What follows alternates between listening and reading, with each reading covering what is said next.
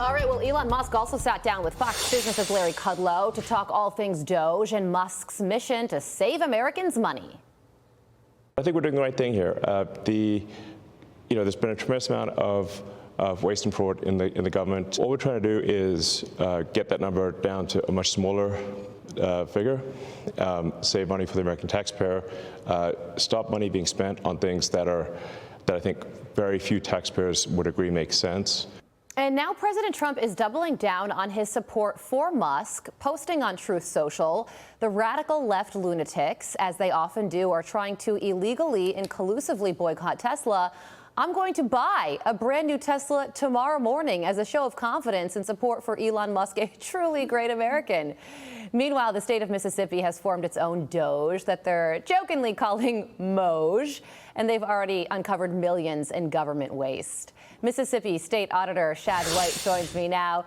Shad, good morning to you. So it looks like we might see President Trump at a car dealership later today, or maybe it'll be a private transaction, but that's pretty interesting. So as the Mississippi State Auditor, your job is essentially to do what DOGE is doing, but on a state level. And you recently opened up the books, explored what's going on when it comes to state spending, and you found a lot of surprising things. Tell us about that. Sure. Yeah. Well, to be honest with you, we've been really inspired by President Trump and Elon Musk and what they're doing with DOGE. And so we dug in really deep, started looking here in Mississippi. On net, we found about $400 million of waste here in the state.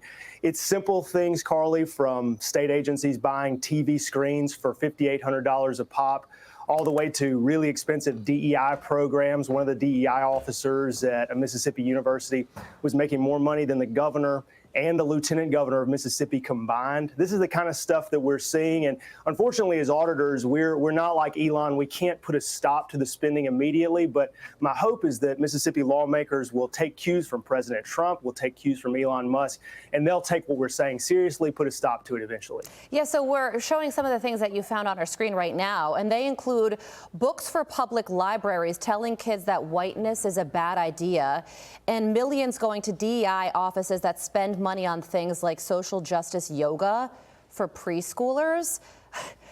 These are strange and also sounds like a joke, doesn't it? Right, yeah, but these are also liberal agenda items in the state of Mississippi. How does that happen? Well, I think the point here is that this is happening even in red states, even in a state like Mississippi.